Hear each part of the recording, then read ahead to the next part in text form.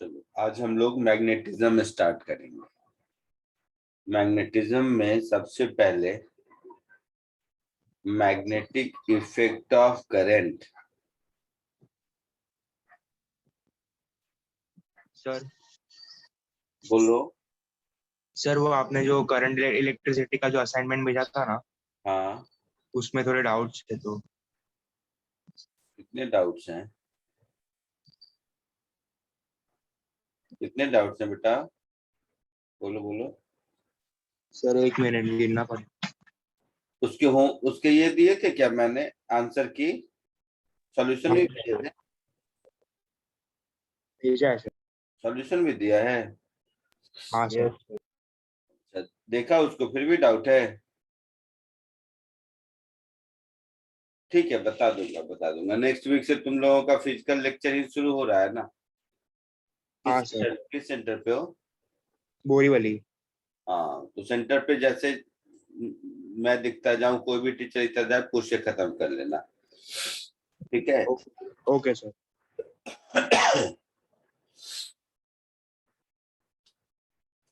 Magnetic effect of current का मतलब है, स्कूल में थोड़ा बहुत पढ़े होंगे कि इलेक्ट्रिक करंट की वजह से मैग्नेटिक फील्ड होता है, ये तो मालूम है या नहीं? जिसको इलेक्ट्रोमैग्नेट कहते हैं। Yes sir. ये सबको पता है। तो इलेक्ट्रिक करंट के कारण मैग्नेटिक फील्ड कितना होता है, ये हम लोग इस टॉपिक में देखेंगे।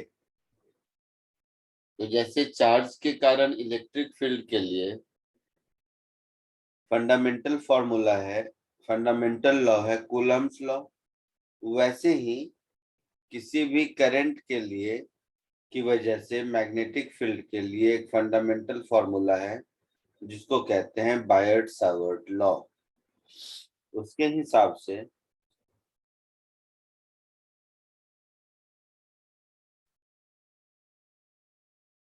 Magnetic field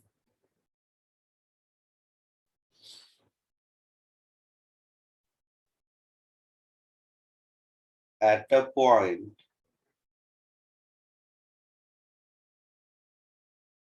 due to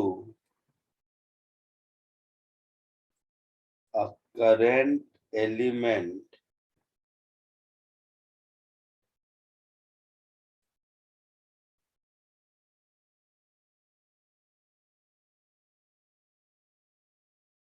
is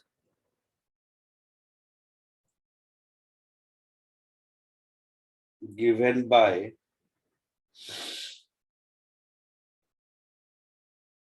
ऐसे समझो। करंट एलिमेंट का मतलब हुआ जैसे पॉइंट चार्ज होता था चार्ज में, वैसे ही करंट एलिमेंट में छोटा सा कंडक्टर जिसकी वजह से जिसमें करंट फ्लो करता है उसको हम लोग करंट एलिमेंट कहते हैं। तो जैसे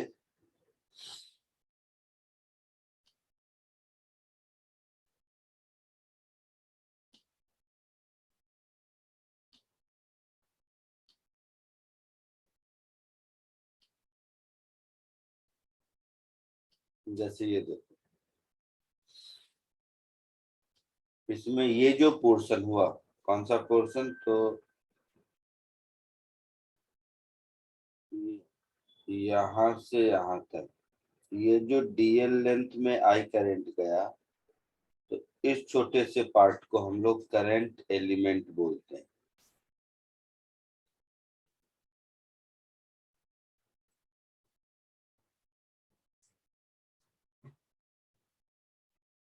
तो किसी भी करंट एलिमेंट की वजह से किसी भी पॉइंट पर जिसका पोजीशन वेक्टर आर है, ये होता है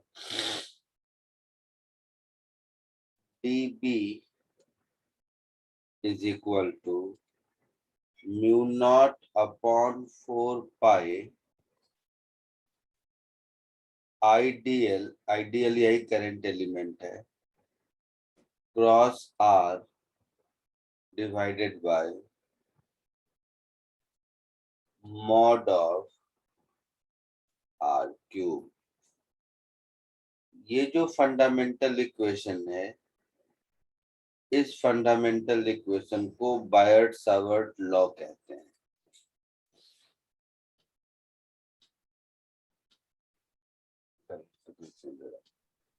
तो डीएल क्या है इसमें? बता रहा हूँ। कलर चेंज कर दूंगा।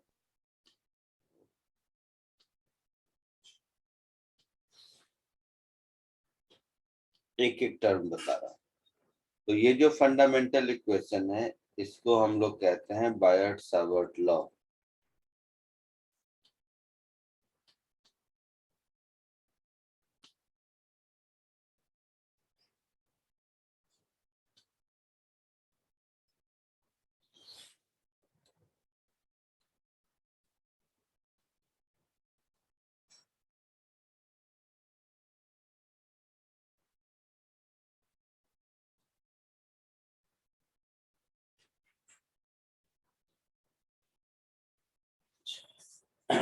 इसमें क्या क्या है देखो, ये जो आई इंटू डीएल वेक्टर है, इस वेक्टर को ही हम लोग कहते हैं करंट एलिमेंट।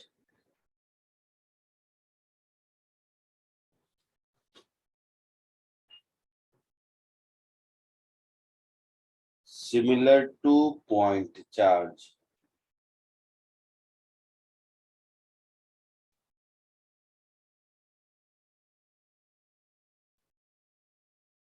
तो जैसे कोई भी एक चार्ज कंडक्टर होता है, तो वो infinite number of point charge से मिलके बना होता है ना। उस एलिमेंट्री लेंथ पर जो चार्ज होता है उसको पॉइंट चार्ज कहते हैं। ठीक वैसे ही किसी भी शेप साइज का करंट कैरिंग कंडक्टर हो, उसमें छोटे छोटे इस तरह के करंट एलिमेंट होंगे। इसका डायरेक्शन करंट के लॉन्ग होता है और magnitude current into length of conductor के बराबर होता है।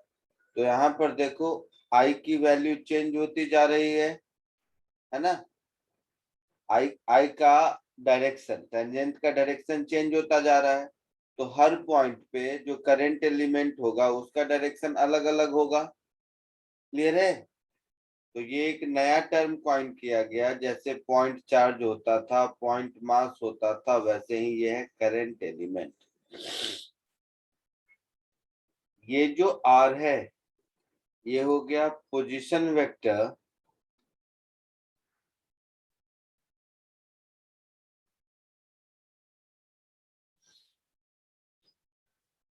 ऑफ पॉइंट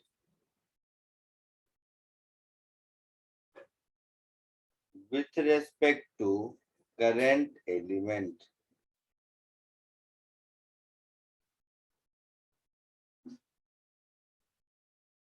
और ये जो म्यू नॉट अपॉन 4 पाई कांस्टेंट है, जैसे 1/4 पाई एप्सिलॉन नॉट होता था इलेक्ट्रोस्टैटिक्स में, वैसे ही म्यू नॉट अपॉन 4 पाई ये भी एक कांस्टेंट है। इसकी म्यू नॉट अपॉन 4 पाई की वैल्यू 10 रेज, ऐसा यूनिट में 10⁻⁻7 होता है। तो इसकी वैल्यू होगी 10⁻⁻7। यूनिट होगा weber ampere per metre, weber per ampere metre, ऐसा पर एम्पियर मीटर, ऐसा यूनिट में इसकी वैल्यू 10⁻⁻7 होती है। ये एक प्रोपोर्शनलिटी कांस्टेंट है।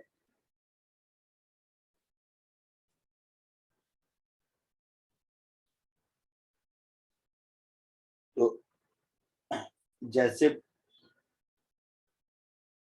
कूलम्स लॉ के बेसिस पर हर तरह के शेप साइज के कारण इलेक्ट्रिक फील्ड हम लोग कैलकुलेट कर सकते थे, ठीक वैसे ही इस बायर्ट सावर्ट लॉ फंडामेंटल लॉ है। इसको यूज करके करंट कैरिंग कंडक्टर का शेप साइज कुछ भी हो, स्ट्रेट वायर हो, सर्कुलर हो, कैसा भी हो, उसकी वजह से किसी भी पॉइंट पर मैग्नेटिक फील्ड हम लोग कैलकुलेट कर सकते हैं। क्लियर है? यहाँ तक क्लियर है? तो first topic magnetic effect of current में जो हम लोग पढ़ रहे थे अभी, वो है बायट सावर्ट लॉ।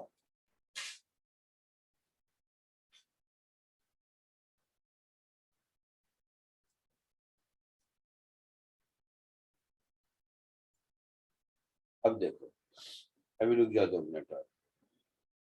अब यहाँ पर देखोगे तो I D L cross R दिख रहा है आपको।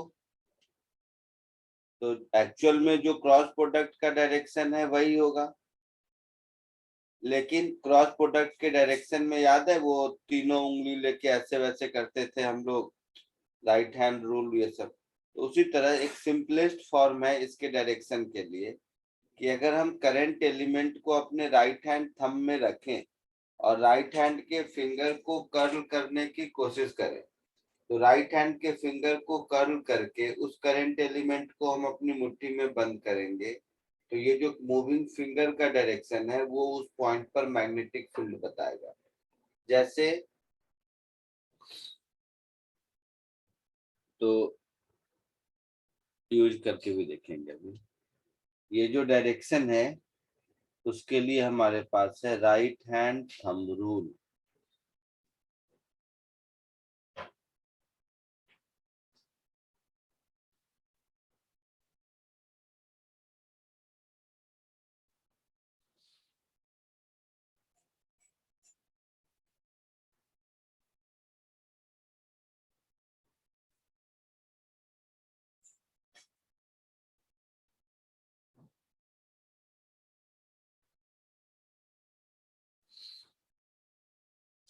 राइट हैंड थंब रूल में क्या करना है कि करंट एलिमेंट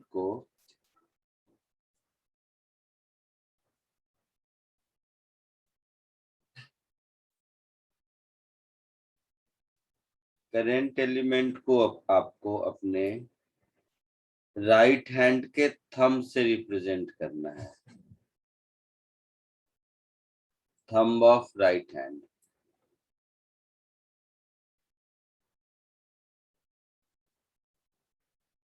तो जो कर्लिंग फिंगर होगा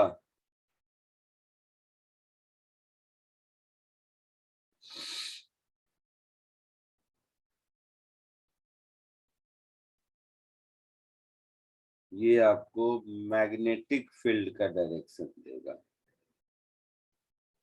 समझ आ रहा है कुछ? Yes sir. पक्का? Yes sir. कुछ डायग्राम देखता हूँ, अगर मिला तो बताता हूँ।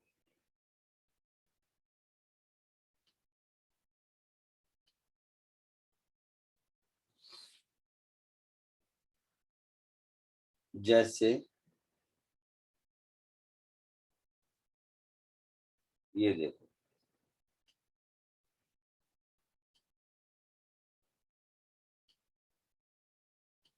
इन दोनों एग्जाम्पल में एक ही वायर है, तो इस वायर के लेफ्ट साइड अगर कोई पॉइंट पी है, अपने राइट हैंड को करंट एलिमेंट के लॉन्ग रखा, फिंगर क्रॉस किया, तो देखो इस पॉइंट पी से जब ये फिंगर गुजरता है तो बाहर की ओर आता है ना। और यही अगर पॉइंट इसके लेफ्ट साइड, इसके राइट साइड है, तो यहाँ से जब फिंगर गुजरेगा तो ये अंदर की ओर जाएगा। तो क्रॉस का मतलब होता है इनटू द प्लेन और डॉट का मतलब होता है आउट टू द प्लेन। तो यहाँ पर मैग्नेटिक फील्ड का डायरेक्शन है इनटू द प्लेन। आई बात समझ में? Yes sir. और डॉट का मतलब है आउट टू द प्लेन या आउटवर्ड नॉर्मल, या इसको बोल सकते हैं इनवर्ड नॉर्मल।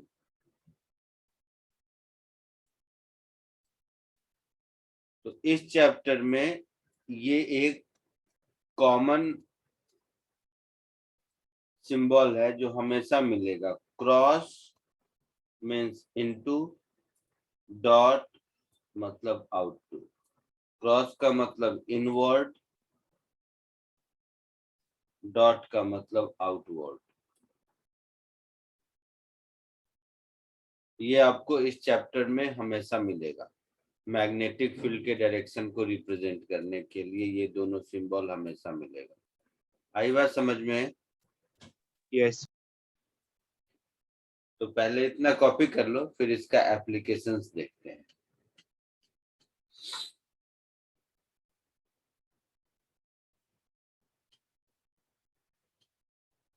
कैसे यूज करते हैं इस बायट सावर्ट लॉ को, वो हम लोग अभी देखेंगे।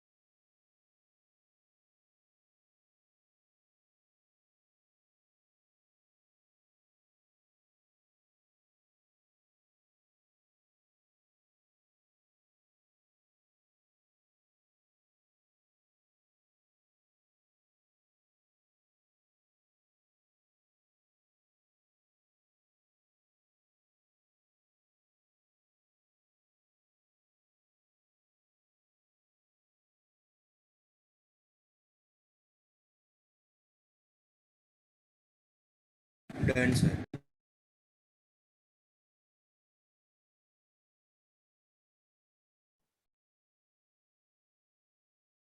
हो गया, आगे बढ़ो।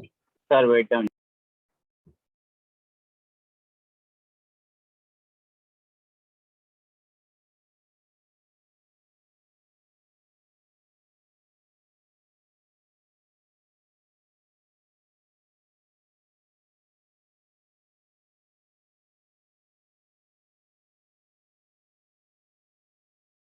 सर पे बी मतलब मैग्नेटिक फील्ड है ना?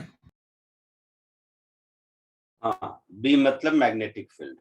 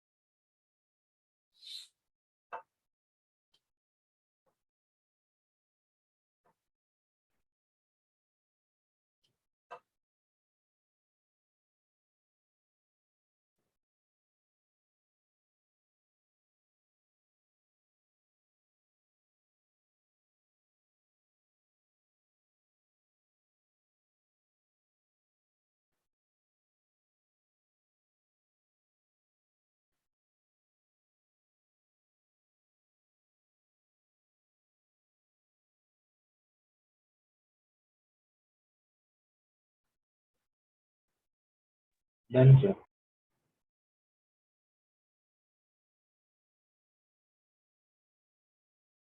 आगे बढ़े।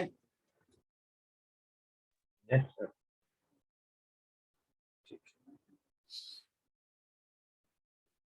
अब इसको अप्लाई करते हैं।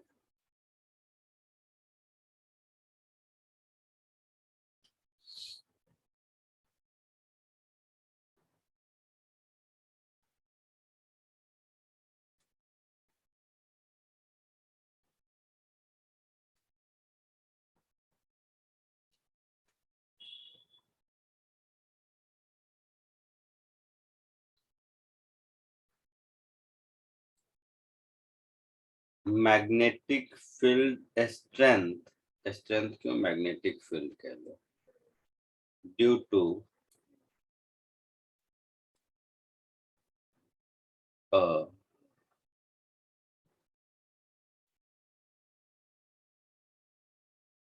straight current carrying conductor।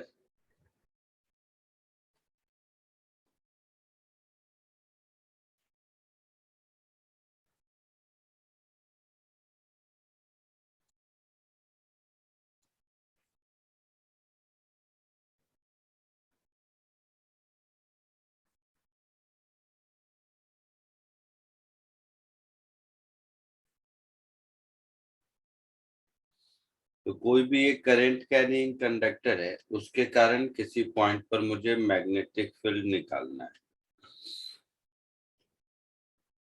जैसे ये दिख रहा है, ये एक करंट कैरिंग कंडक्टर है, इसमें करंट आई फ्लो हो रहा है इधर, ठीक है। इसमें करंट आई फ्लो हो रहा है इधर ए बी कंडक्टर में। इसके कारण पॉइंट पी पर मैग्नेटिक फील्ड निकालना है, जो इस कंडक्टर से डी डिस्टेंस दूर है। समझ आया स्टेटमेंट? यस।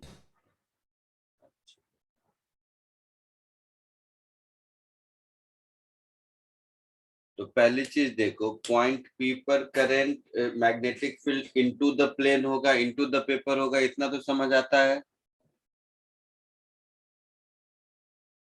मैग्नेटिक फील्ड का डायरेक्शन इनटू द पेपर होगा, ये बात समझ आ रही है। राइट हैंड को रखो इधर, और जब इस वायर को अपनी मुट्ठी में बंद करने की कोशिश करोगे तो पॉइंट पी से इस पेपर के अंदर जाओगे। यही अगर yes sir. Point P left hand side होता तो यहाँ बाहर निकलते। है ना। तो डायरेक्शन इनटू द प्लेन होगा, ये पक्का है, हाँ या ना? Yes, sir. अच्छा, अब मैग्नीट्यूड कितना होगा? तो बायट सावर्ट लॉ से देखो, जो हम डी बी लिखेंगे, ये मेरा हो गया mu not by 4 pi I DL, DL की जगह डी वाई है ना। ये मेरा आई डी वाई वेक्टर हो गया, और इस डायग्राम में पॉइंट पी पर ये मेरा आर वेक्टर हो गया, हो गया। Yes, sir. ये आई डी वाई वेक्टर हुआ और ये आर वेक्टर हुआ। समझ आ रहा है कुछ? Yes, yes, sir. ये आई डी एल वेक्टर और ये आर वेक्टर, तो डीएल की जगह डी वाई लिख दिया और कुछ नहीं। आया समझ में? तो ये आई डी वाई वेक्टर और ये आर वेक्टर, ऐसा। तो देखो, यहां से थीटा एंगल अगर लिया है सपोज, तो ये एंगल अगर थीटा होगा तो ये 90 माइनस थीटा होगा। ये जो फाइल लिखा है ना, इस फाइल को हटा दो, रुको। क्या कर रहा हूं मैं कह रहा हूं कि यहाँ से थीटा एंगल पर एक करंट एलिमेंट हमने लिया, तो यहाँ पर ये वाला एंगल 90 माइनस थीटा होगा। Yes, sir. मैंने ऐसा इसलिए किया कि इसको इंटीग्रेट कर दूंगा, थीटा माइनस थीटा 2 से प्लस थीटा 1 तक, तो ये 90 माइनस थीटा होगा। तो आई डी वाई और आर के बीच का एंगल 90 डिग्री माइनस थीटा मिला आपको, है ना। Yes, sir. तो यहाँ जो I D Y cross R upon magnitude of R cube, ये मेरे पास बायट सावर्ट लॉ है ना। तो इसको अगर हम यूज करें, देखिए ध्यान से सब लोग, तो डीबी का डायरेक्शन तो मिल गया, तो डीबी का मैग्नीट्यूड हो गया mu not by 4 pi, I D Y को आई डी वाई रहने दिए, आर को आर रहने दिए। क्रॉस प्रोडक्ट में क्या होता है? A cross b, a into b into sine of angle between them होता है ना, बोलो। Yes, sir. तो sine 90 minus theta upon are cube, ऐसा होगा।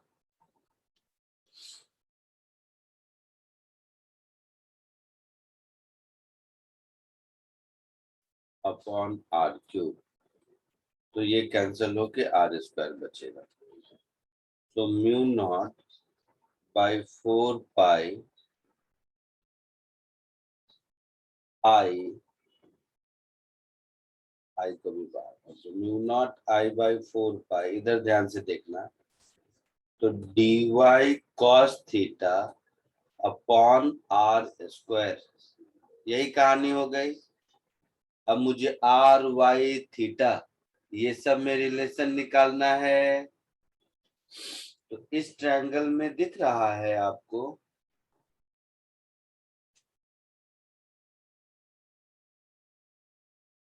इस ट्रायंगल में ये डी है, ये वाई है, ये आर है, ये थीटा है ऐसा।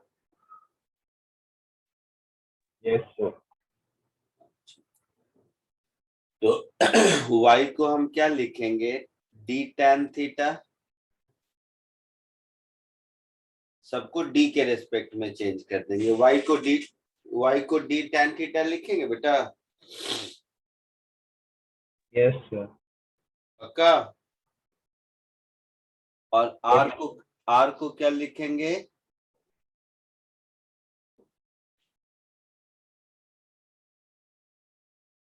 बोलो जल्दी। डी अपॉन साइन थीटा लिखेंगे।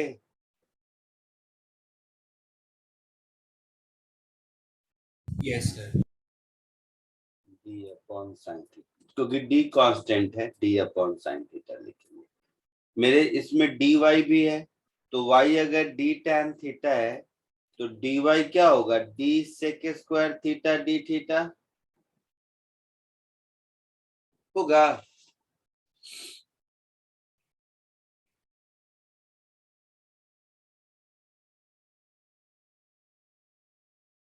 बोलिए।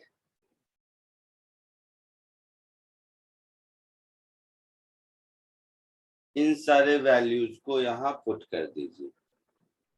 सो म्यू नॉट आई, ये डेरिवेशन इंपॉर्टेंट बहुत ज्यादा नहीं है, फाइनल रिजल्ट आप लोगों के लिए इंपॉर्टेंट है, बट मैं लिख देता हूँ क्योंकि तुम लोग फिर बोलोगे एक बार वन टाइम जॉब है, तो मैं लिख देता हूँ। Mu naught I by 4 pi, D Y की जगह लिख देंगे D sec square theta D theta, इसको लिख देंगे कॉस थीटा, और आर स्क्वायर को क्या लिख देंगे,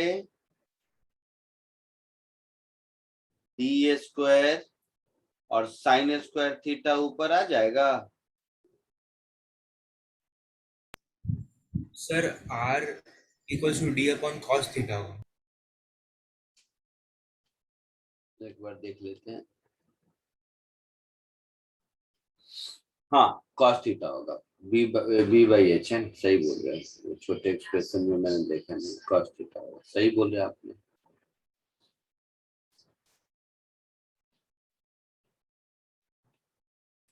कॉस थीटा होगा, तो यहाँ पर कॉस स्क्वायर थीटा होगा।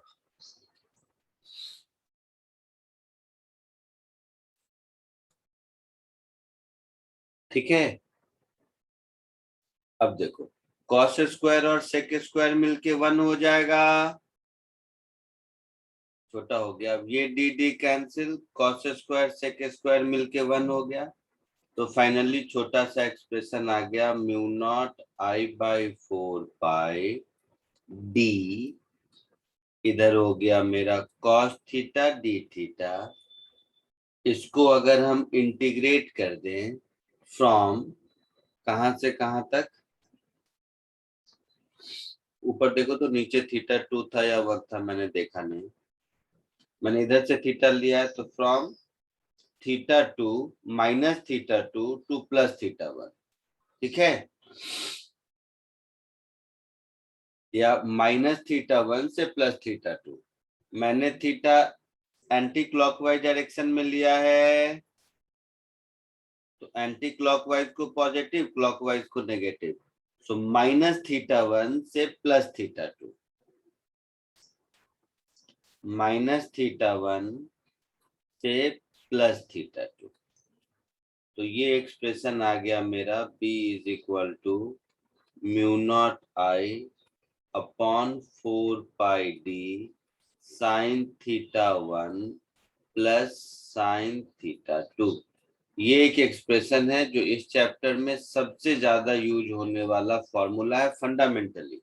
फंडामेंटली मतलब इसको छोटा मोटा करके अलग अलग केसेस में यूज करते हैं, सीखेंगे, बट ये आपको याद रखना है। कोई डाउट किसी को?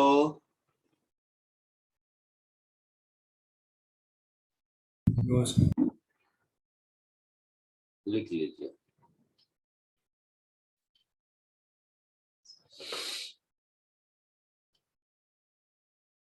लिख लीजिए इसको, फिर आज हमारा पर्पस है ये, और एक सर्कुलर, इन सब का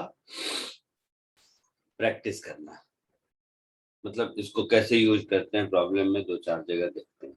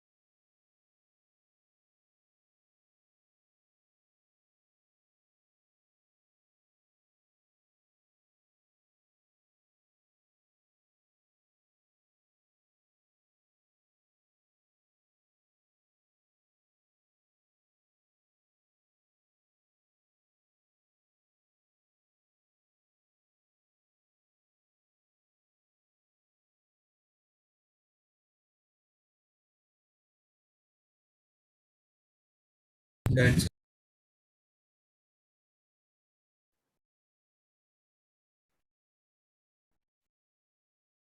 हो गया? Yes, sir. आगे बढ़ूं? सलमान, Sir, और wait. कैसे आया बेटा? देखना उस ट्रायंगल में cos theta b by h होता है, तो cos theta is d upon r, so r is d upon cos theta. समझा सलमान? Yes, sir. अब देखो, ये एक फॉर्मूला ना कितना काम का है, देखो।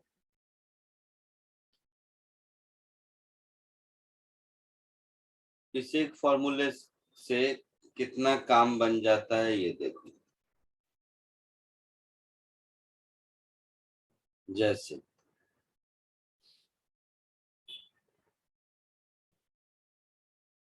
अगर कंडक्टर ऐसा है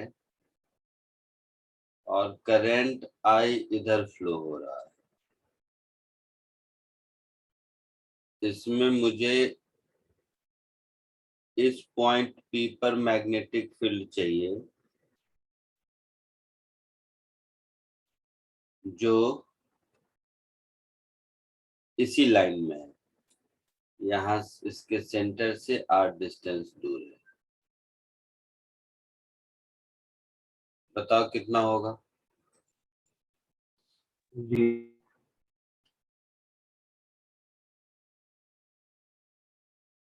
दूसरा,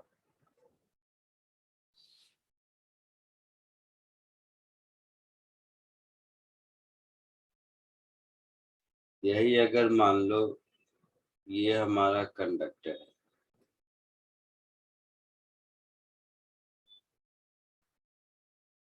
और ये पॉइंट P है जो r डिस्टेंस पर है, और ये परपेंडिकुलर बाइसेक्टर है।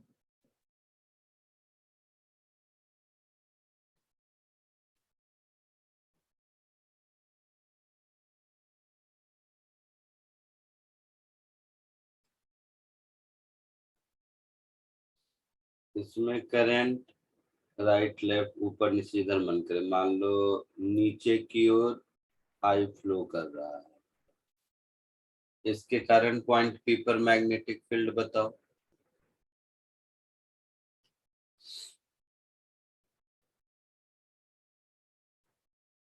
थर्ड, यही कंडक्टर मान लो ऐसा है, जिसमें करंट I इधर फ्लो कर रहा है, यहाँ से r डिस्टेंस दूर कोई पॉइंट P है, और साथ ही साथ ये कंडक्टर इनफाइनाइट लेंथ का है दोनों ओर। तो इस केस में मैग्नेटिक फील्ड कितना होगा बताओ?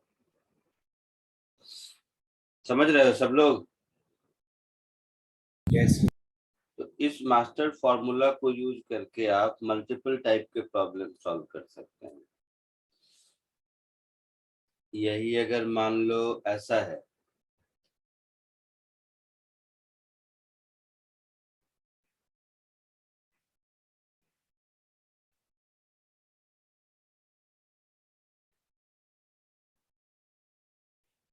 ये कोई पॉइंट P है,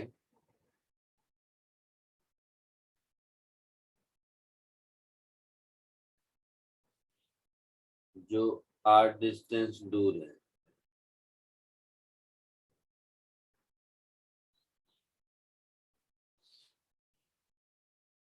इसमें करंट I फ्लो हो रहा है, और इधर इनफाइनाइट है, यहाँ पर मैग्नेटिक फील्ड कितना होगा? फटाफट इसको बताओ बेटा, सब लोग ये चारों को खुद से। तो ये चारों अपने आप में फॉर्मूला है, लेकिन अगर ध्यान से देखोगे मास्टर फॉर्मूला आपको याद है, तो ये चारों अलग से याद रखने की जरूरत नहीं होगी। बोलिए, फटाक से बोलिए।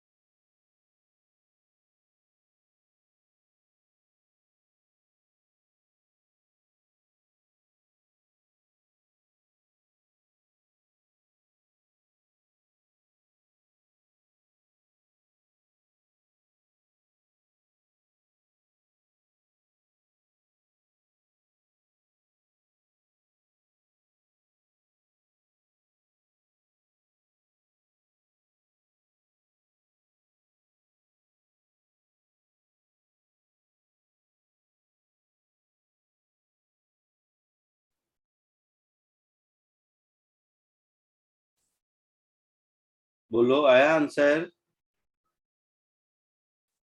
सर फर्स्ट दो होगा। फर्स्ट का तो 0 होगा। Yes sir. Yes sir. क्यों 0 होगा? क्योंकि θ1 और θ2 दोनों 0 है ना?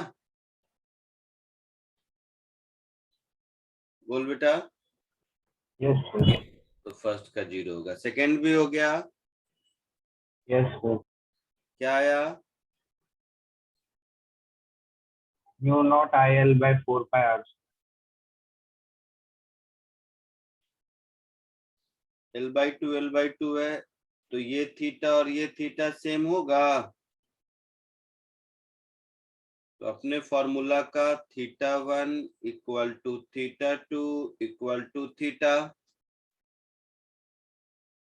तो B is equal to mu not by 4 pi into 2I upon R। 2 इसलिए 2 साइन थीटा होगा, इंटू साइन थीटा होगा।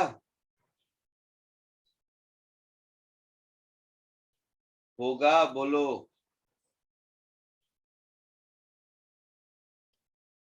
जिसमें से साइन थीटा की वैल्यू दिख जाएगी।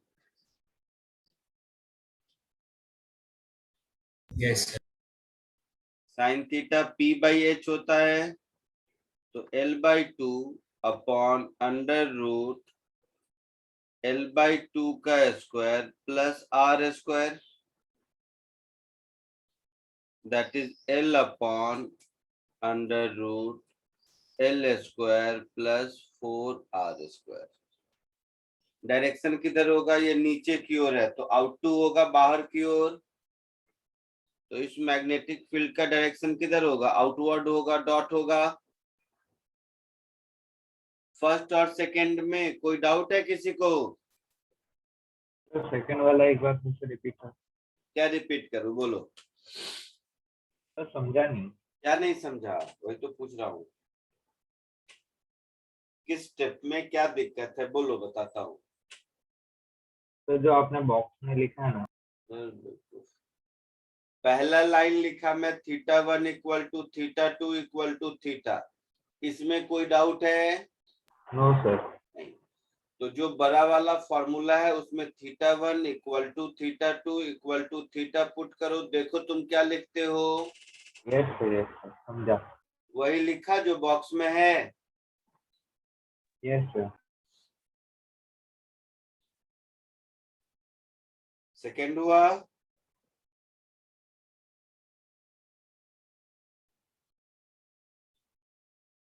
Yes sir.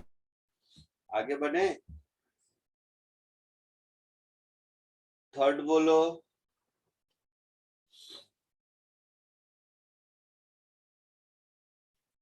थर्ड में θ1 is equal to θ2 is equal to 90 degree होगा।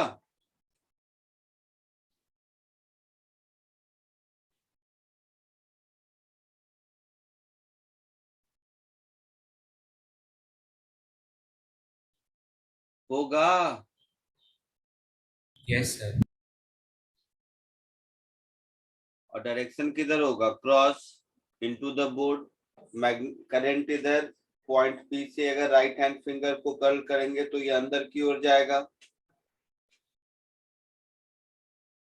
थर्ड भी हो गया। Yes sir. फोर्थ में क्या होगा? θ1 0, θ2 90 degree. So B is mu naught by 4 pi into I by R sin 0 0 sin 91। इसका डायरेक्शन भी किधर होगा? इस केस में अंदर की ओर। समझ आया इस फॉर्मूला को कैसे यूज करते हैं? Yes sir. पक्का? क्वेश्चन दूं? Yes, sir.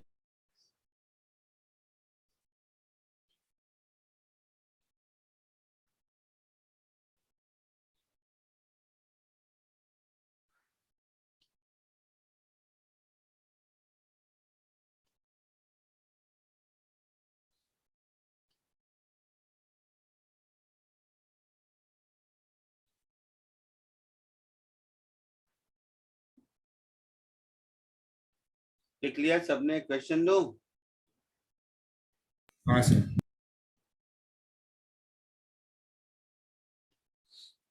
क्वेश्चन सॉल्व करो।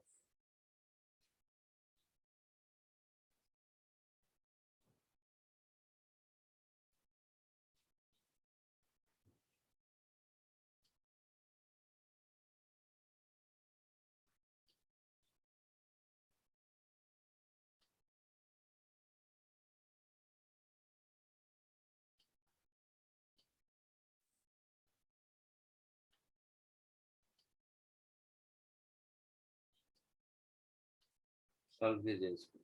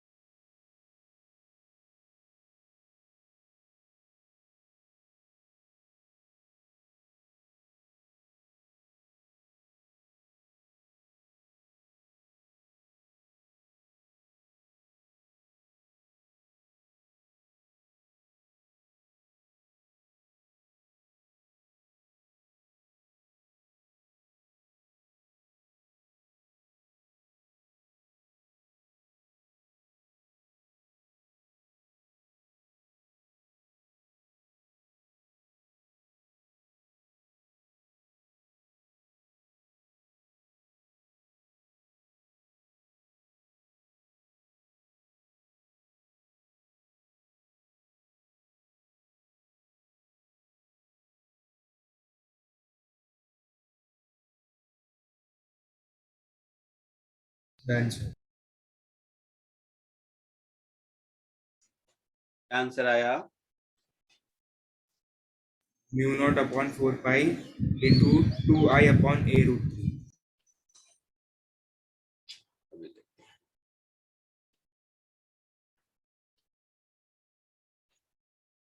Mu naught upon 4 pi into 2i हाँ upon a root 3। Very good.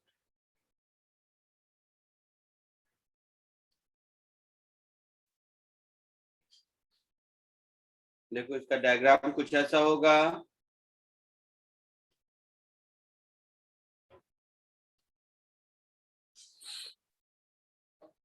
देखो तो d का वैल्यू अगर a√3/2 है, d का वैल्यू, और ये a/2 है, तो ये एंगल 30 डिग्री होगा। Yes sir. सब लोग समझा? मैं कह रहा हूं ये a/2 है, ये a/2 है, और ये d√3a/2 है, मतलब ये 30 डिग्री होगा, साइन 30, नहीं सॉरी, p/b tan 30,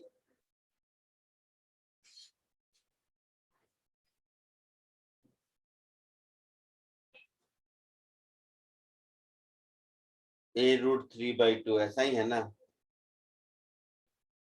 तो ये एंगल कितना होगा? टोटल ए 30 है, होगा। नहीं रुको, tan 30 p/b, तो a/2 अपॉन √3a/2, तो 1/√3 मतलब थीटा 30 डिग्री होगा। ठीक है, तो फॉर्मूला लगा दो। ये जो ऊपर वाला देखा था, उस फॉर्मूले में θ1 = θ2 = 30 डिग्री, यही पुट करना है ना। तो μ0/4 pi into 2i upon d into sine 30 degree, यही होगा ना। तो μ0/4 पाई इंटू 2i, d की जगह √3/2a, यही होगा, और साइन 30 1/2, यही आंसर आया है। Yes, sir. तो μ0/4 पाई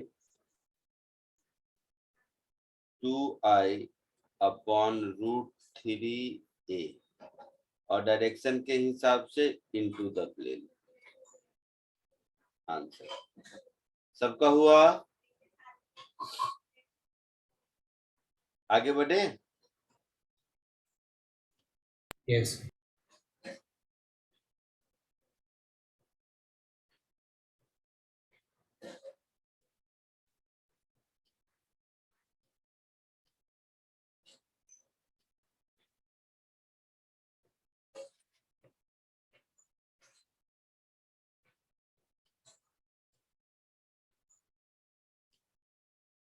इसको कोशिश करो।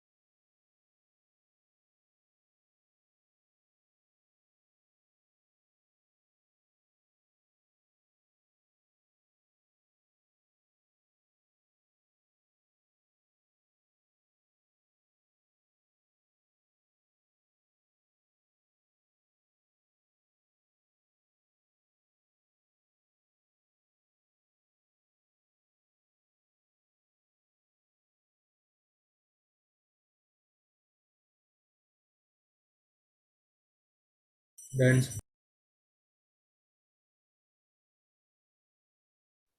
क्या आंसर आया? 0. 0। वेरी गुड, 0 सही है।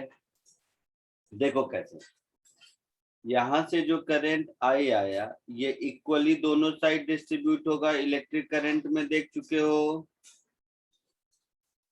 अगर सब कुछ आइडेंटिकल है तो होगा ना। Yes. अब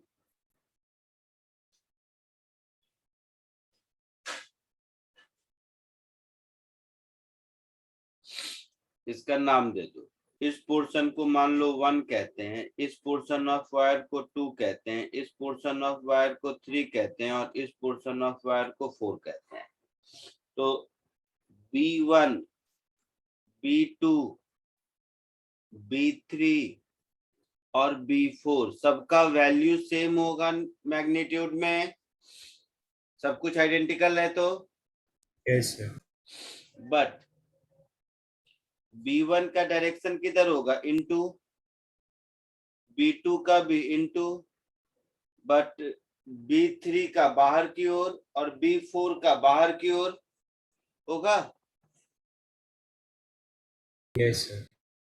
तो ये दोनों मिलकर इन दोनों को कैंसिल करेगा।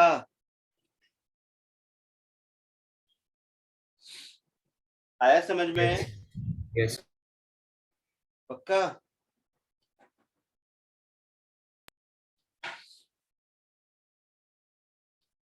पक्का समझ आया? आगे बढ़े। Yes, sir.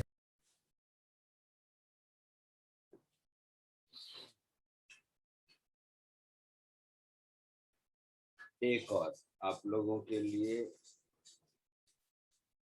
स्टेट कंडक्टर का ये लास्ट।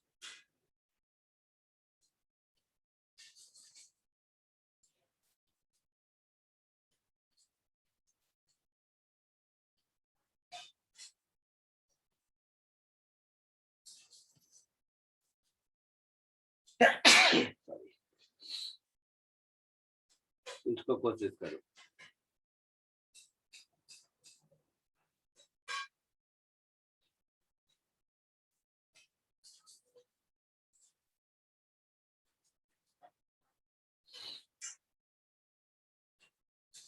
थर्ड, इस क्वेश्चन को कोशिश कीजिए।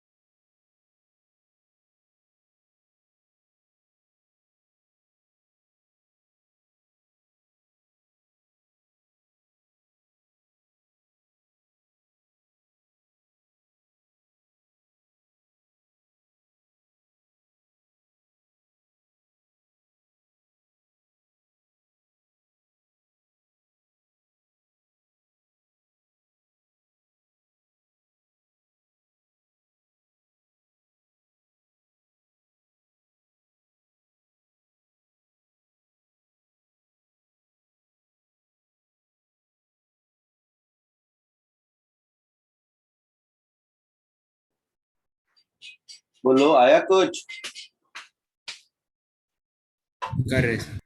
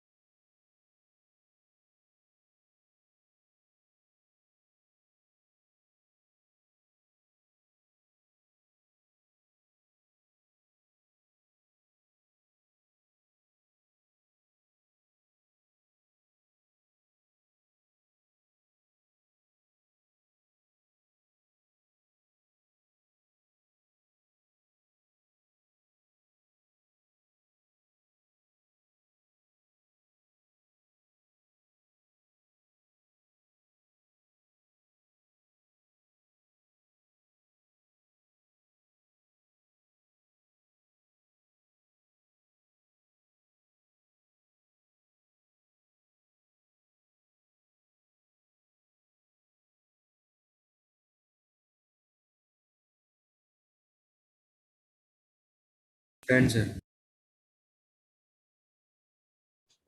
क्या आंसर आया बताओ?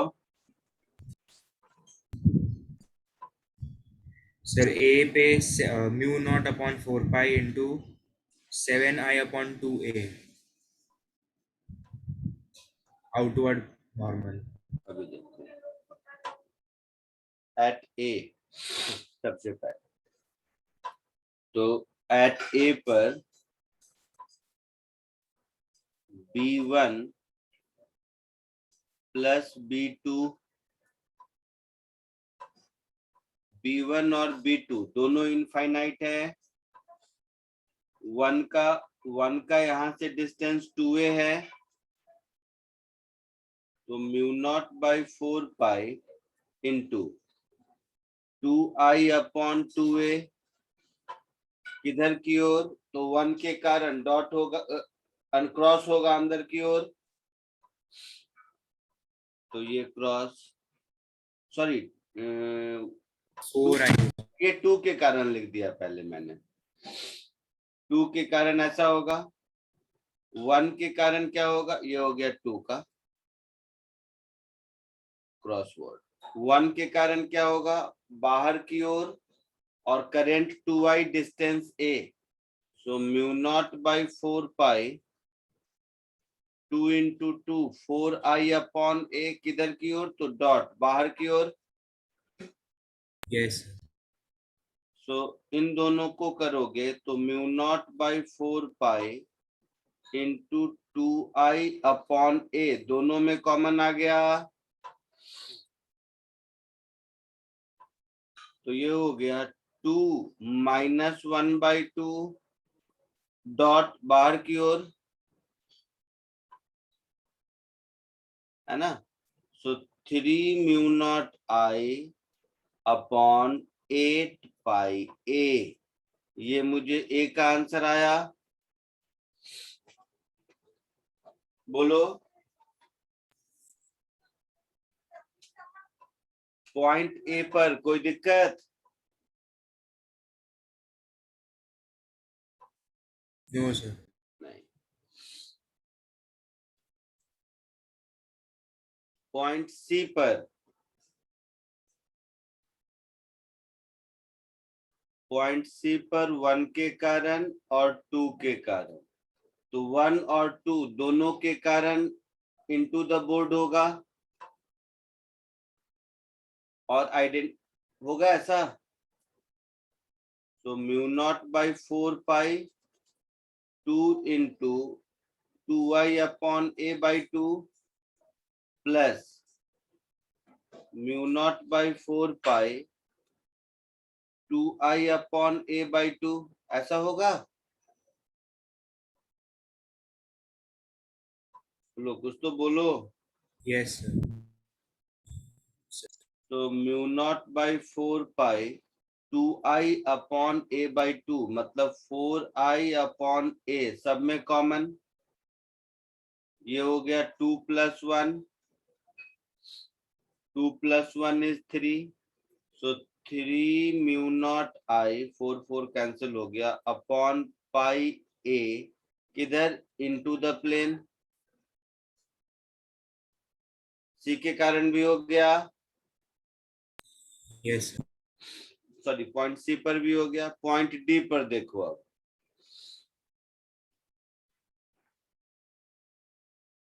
मैग्नेटिक फील्ड एट डी, तो magnetic field at D due to 1 plus magnetic field at D due to 2, 1 के कारण अगर देखोगे तो 1 से कितना डिस्टेंस है,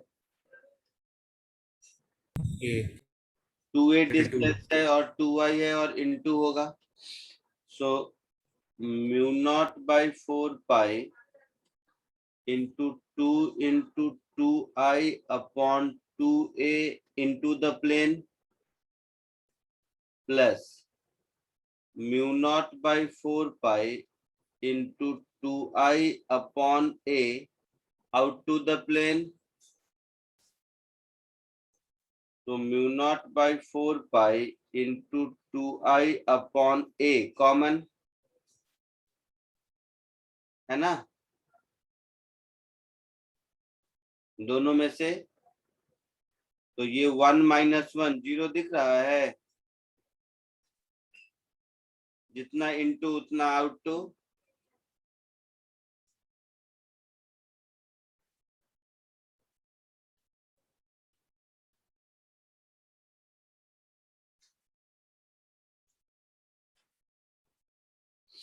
बोलो। Yes, sir. और सेकंड का आंसर भी यहीं से मिल गया, पॉइंट डी, ठीक है ना, position of the point on the line ACD where P is 0, तो आंसर इज डी। चमका कुछ कि नहीं, Yes, sir. पक्का?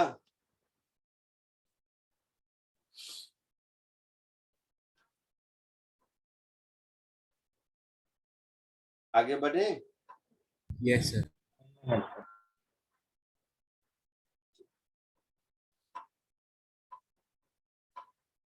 अब magnetic field eight N axial point of a circular coil, तो B,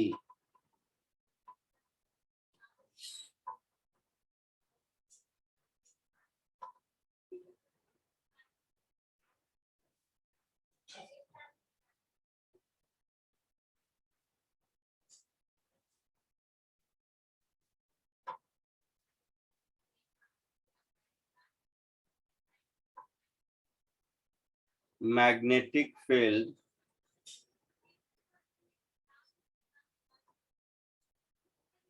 at an axial point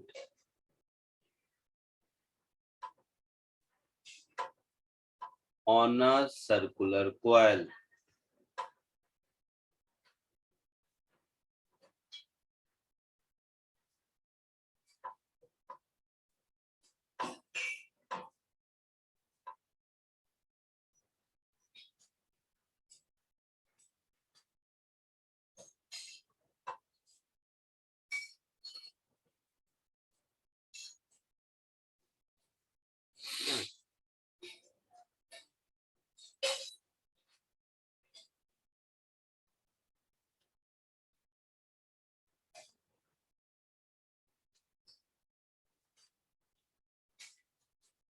मतलब कहानी कुछ ऐसी है,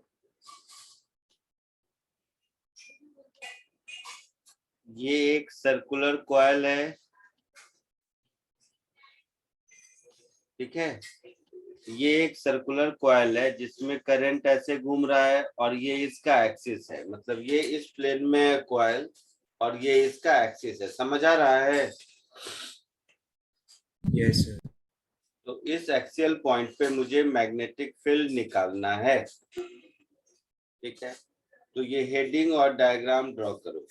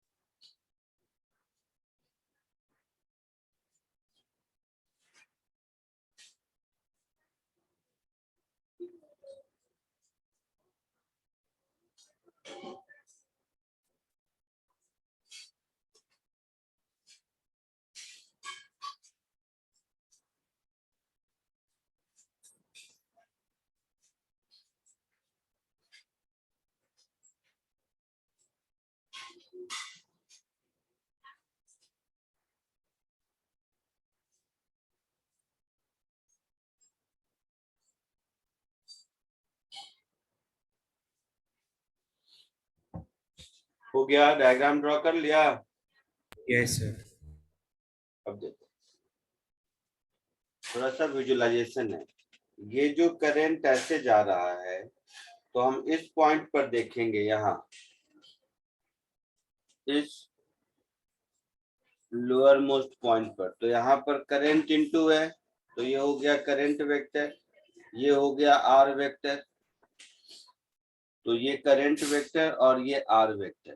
तो इन दोनों के कारण जो मैग्नेटिक फील्ड होगा वो इस डॉटेड लाइन पर परपेंडिकुलर होगा, इधर ए क्रॉस बी के जैसा। और आया समझ में? इसके कारण यहाँ पर ऐसे करंट यहाँ कैसे आ रहा है, तो ऐसे, तो ये हो गया आइडियल वेक्टर, ये हो गया आर वेक्टर। तो आइडियल क्रॉस आर, इसके कारण जो मैग्नेटिक फील्ड है उसका डायरेक्शन इधर है। तो इन दोनों मैग्नेटिक फील्ड का ये वाला कंपोनेंट एक दूसरे को कैंसिल करेगा और ये वाला कंपोनेंट ऐड होता चलेगा। आई बात समझ में? सो अगर हम मैग्नेटिक फील्ड का फॉर्मूला डिराइव करें, तो ये जो इस डायरेक्शन में dB sin phi दिखता है, इसका इंटीग्रल जो भी होगा यही B होगा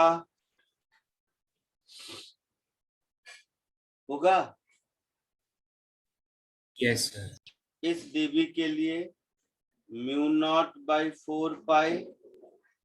सर एक्चुअल में तो 2 dB होना चाहिए। हाँ 2 dB होना चाहिए। इंटीग्रल कर दिया तो पूरा लेंगे तो अपने आप 2 dB हो जाएगा, और यहाँ पहले 2 dB लिखेंगे तो मेरा लिमिट ऑफ इंटीग्रेशन केवल आधा होना चाहिए, मतलब यहाँ से यहाँ तक। ठीक है, और dB साइन फाई लिखेंगे तो यहाँ से यहाँ तक होना चाहिए। तो देख लेते हैं। तो mu not by 4 pi I D L upon R, तो ये x है, तो ये क्या हो जाएगा r, x सेक थीटा होगा सेक फाई इस डायग्राम के हिसाब से।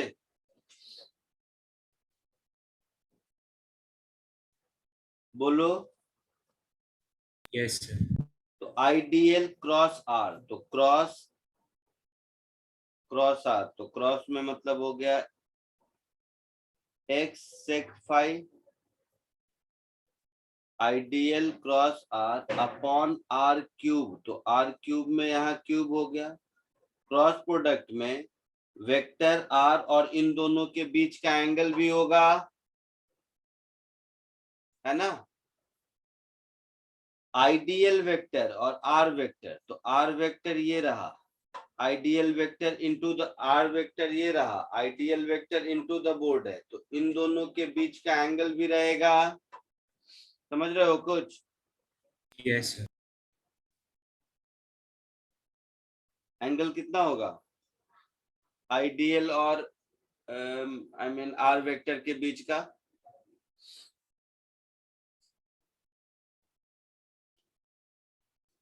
बोलो।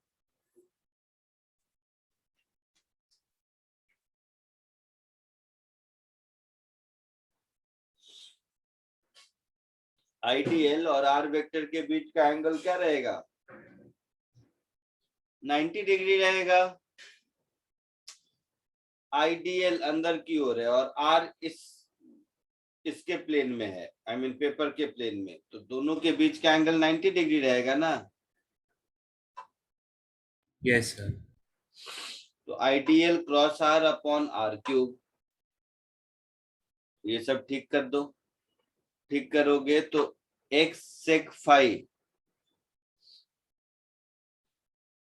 x सेक फाई एक ऐसे ही कैंसिल हो जाएगा, तो यहाँ स्क्वायर बचेगा शायद। अच्छा, इंटू साइन फाई भी यहाँ पर है, तो इंटू साइन फाई,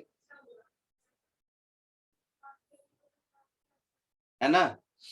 तो ये हो गया mu naught I upon 4 pi x square, ये हो गया सेक स्क्वायर फाई, नीचे सेक स्क्वायर ऊपर गया तो कॉस स्क्वायर फाई हो गया, इंटू साइन फाई हो गया। बोलो ना। Yes, sir.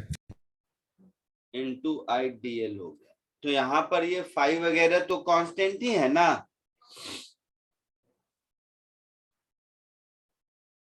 अरे ये एंगल थीटा तो कांस्टेंट ही रहेगा ना। हाँ सर। तो डीएल लेंथ के लिए इसको 0 से 2 पाई आर तक इंटीग्रेट कर देंगे तो पूरा लेंथ मिल जाएगा।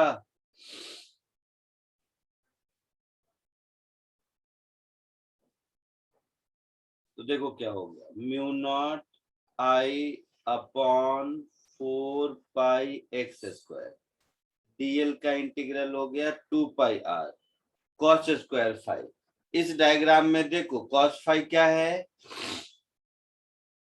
cos phi b by h, that is x upon small r का वैल्यू पुट कर देंगे, so x upon small r। sin phi क्या है, capital R upon small r, होगा ऐसा। तो ये x भी कैंसिल हुआ, 2 पाई 2 जा 4 पाई 2 हो गया, तो ये मेरा हो गया म्यू नॉट। उधर कॉस स्क्वायर दिया है ना। बोलो बोलो। और अच्छा, इसके पहले वाले इक्वेशन में कॉस स्क्वायर है, स्क्वायर है, यहाँ पर स्क्वायर होगा, यहाँ पर स्क्वायर होगा, तो एक्स स्क्वायर पूरा कैंसिल हो जाएगा, ठीक है। तो mu naught I R upon 2 बचेगा, है ना। बोलो, ये आर और ये आर मिलके आर स्क्वायर हो जाएगा और नीचे वाला स्मॉल आर क्यूब हो जाएगा ऐसा। तो mu naught I by 2 R square, small R को हम लोग लिखेंगे under root capital R square plus X square का होल क्यूब, ऐसा। तो इसको थोड़ा ऐसे ठीक कर लो, अच्छा रहेगा। Mu not by 4 pi into I into 2 कर लो, और इसको पाई आर स्क्वायर लिख दो, into mu not by 4 pi into 2 I into pi R square divided by R square plus X square to the power 3/2। यही एक्सप्रेशन है, दोनों same.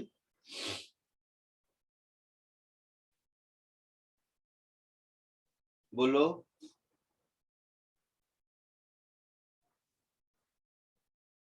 दोनों expression same है। yes sir, तो mu naught I by 4 pi into 2 pi, जानबूझ के ऐसे arrange कर रहा हूं ताकि एक ही फॉर्मूले से बहुत सारे फॉर्मूले आपको याद हो जाएं, इसके लिए ऐसा अरेंज कर रहा हूं। R square plus X square to the power 3/2। ये अगेन बी का एक्सप्रेशन है जो आपको बहुत सारा काम कर देगा। बहुत सारे छोटे छोटे फॉर्मूले इससे डिराइव हो जाएंगे, इंडिविजुअली भी होंगे और इससे भी होंगे। तो ये वन टाइम मेहनत का काम है, एक बार लिख लो, फिर इसको यूज कैसे करते हैं बाकी छोटे छोटे फॉर्मूले में दिखाता हूं मैं।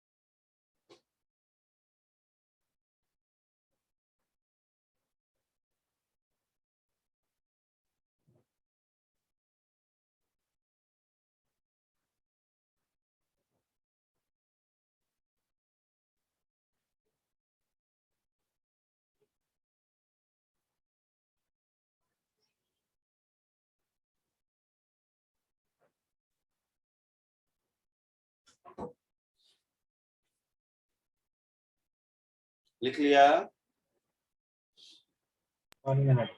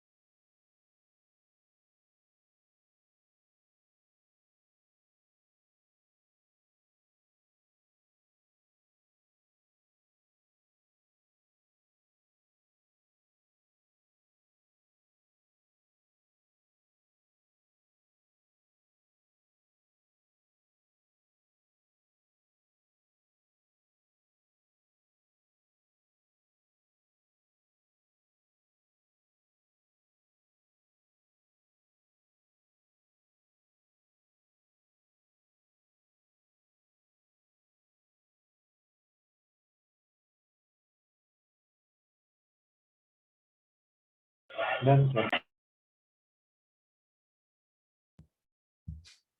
हो गया। अब देखो, इसमें अगर x is equal to 0 put कर देंगे तो सेंटर ऑफ रिंग हो जाएगा।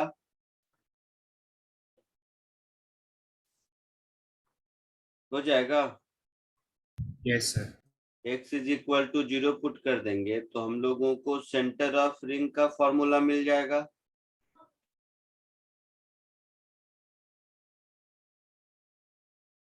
तो ये फिर अलग से डेरिवेशन करने की जरूरत नहीं है कि अगर मान लो ये रिंग है, ring circular current carrying conductor है जिसका रेडियस r है, इसमें करंट I फ्लो हो रहा है, तो इसके सेंटर पर मैग्नेटिक फील्ड क्लॉकवाइज है तो इनटू, और एंटी क्लॉकवाइज रहता तो आउट टू। तो इस मैग्नेटिक फील्ड की वैल्यू क्या होगी, x is equal to 0 put करके देख लो तो mu naught I by 4 pi into 2 pi upon r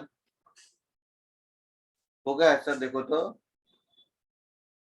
yes sir. याद रखने में आसानी होगी, इसके लिए मैंने ऐसा लिखा था। और इसमें भी अभी कहोगे सर आप mu naught I by 2r क्यों नहीं लिख देते हो, मैं लिख दूंगा, लेकिन क्या है कि इस चैप्टर में फॉर्मूला ज्यादा है तो याद रखने में आसानी हो, इसलिए मैं पर्सनली ये टैक्टिस यूज करता हूँ। अब ऐसा भी हो सकता है कि रिंग कंप्लीट नहीं हो, है ना। तो अगर रिंग कंप्लीट नहीं हो मतलब ये सर्कुलर सेक्टर हो ऐसा,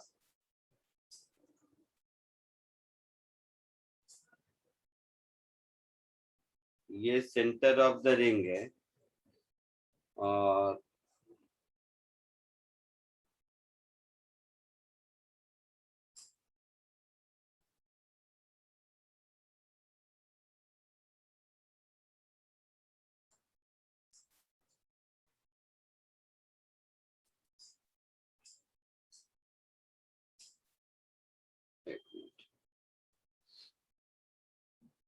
ये सेंटर ऑफ द रिंग है और मान लीजिए रेडियस r है, करंट का फ्लो ऐसे हो रहा है और ये एंगल थीटा है। तो याद रखने के लिए आपको क्या कर देना है कि कंप्लीट सर्कल में ये 2 पाई होता है, तो इसको ऐसे कर दो म्यू नॉट I बाई 4 पाई और इसको थीटा बाई r कर दो। इसीलिए इस फॉर्म में लिखा कि एक फॉर्मूला याद है तो बाकी को याद करने में बहुत ज्यादा दिक्कत नहीं होगी, केवल आपको कोरिलेशन याद करना होगा। समझे मेरी बात, समझ आया कुछ? Yes sir. बोलो।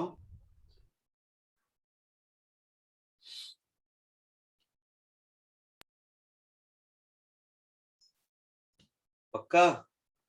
Yes sir.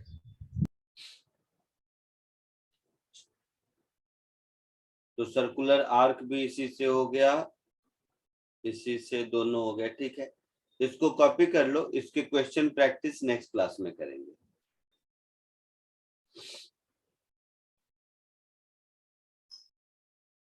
हो तो गया सर। फर्स्ट था सेंटर ऑफ रिंग, सेकेंड को लिख लो centre of circular arc.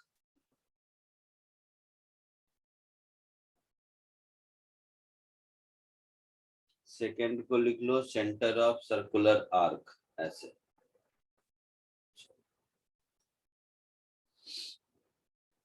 Just जगह बना रहा हूँ।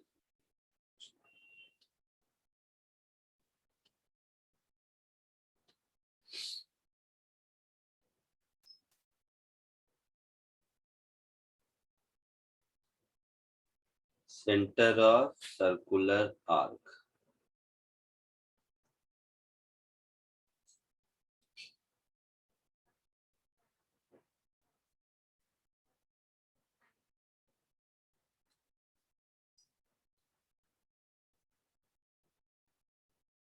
ठीक है, यहाँ तक कोई दिक्कत किसी को? No sir. ठीक है, चलो आज के लिए इतना ही, बाकी नेक्स्ट लेक्चर में मिलते हैं। Bye sir, thank you sir. Bye sir, thank you.